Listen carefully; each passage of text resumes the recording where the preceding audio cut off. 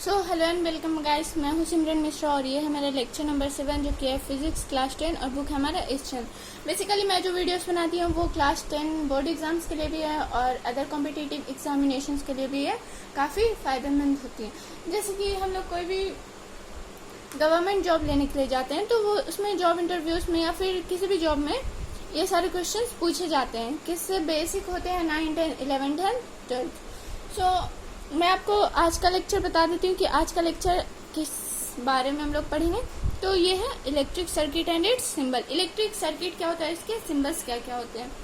सो यहाँ पे आप लोग को मैं बता देती हूँ कि सबसे पहले इलेक्ट्रिक सर्किट में हम लोग को ये जानना पड़ेगा कि सर्किट क्या होता है, ठीक है। तो यहाँ पे देखिए, एक कंटिन्यूअस कंडक्टिंग पाथ, कंडक्टिंग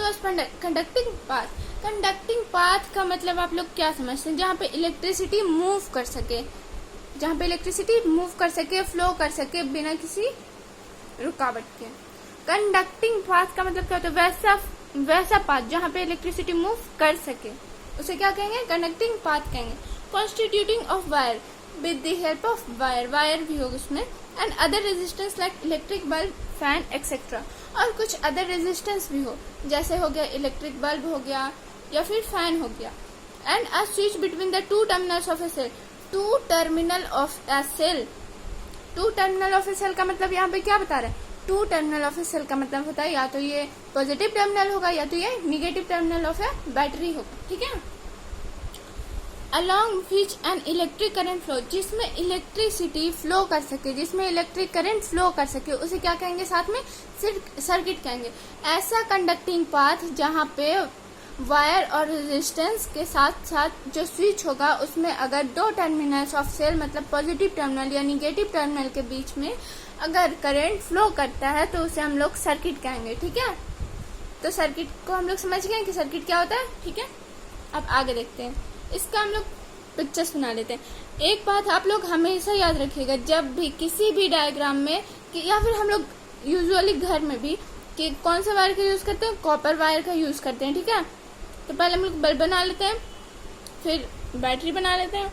अब बैटरी का भी तो कोई नाम होता है ना, ड्यूरासेल, निप्पो, बहुत सारी बैटरीज होती हैं।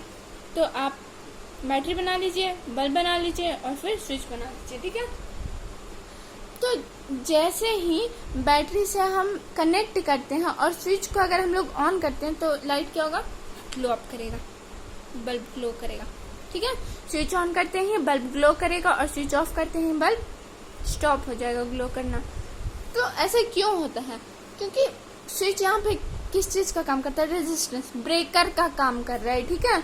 कि अगर हम लोग नहीं चाहेंगे तो उसमें इलेक्ट्रिसिटी मूव करना बंद कर देता है और जैसे ही स्विच को ऑन करते हैं तो ये ग्लो करना स्टार्ट हो जाता है। तो यही है इलेक्ट्रिक सर्किट, ठीक है।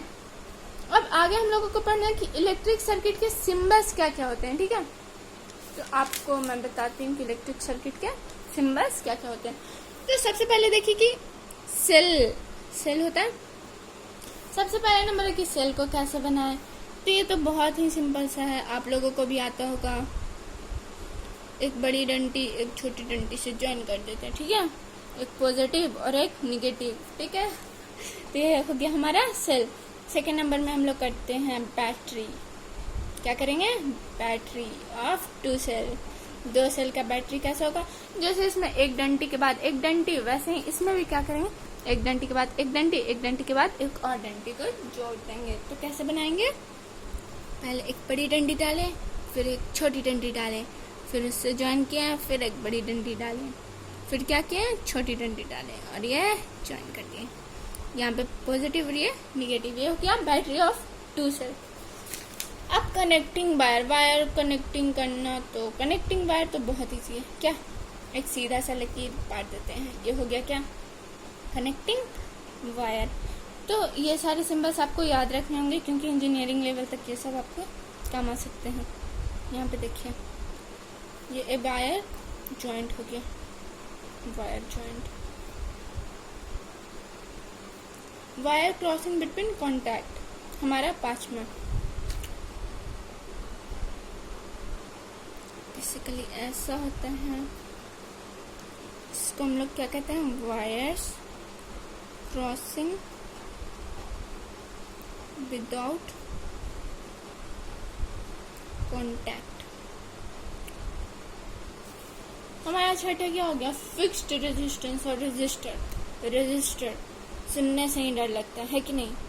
अरे ये कुछ नहीं है यार, रेजिस्टर मतलब ब्रेकर, ठीक है। तो ये रेजिस्टेंस की हो गई क्या? सिंबल, फिक्स्ड रेजिस्टेंस और रेजिस्टर।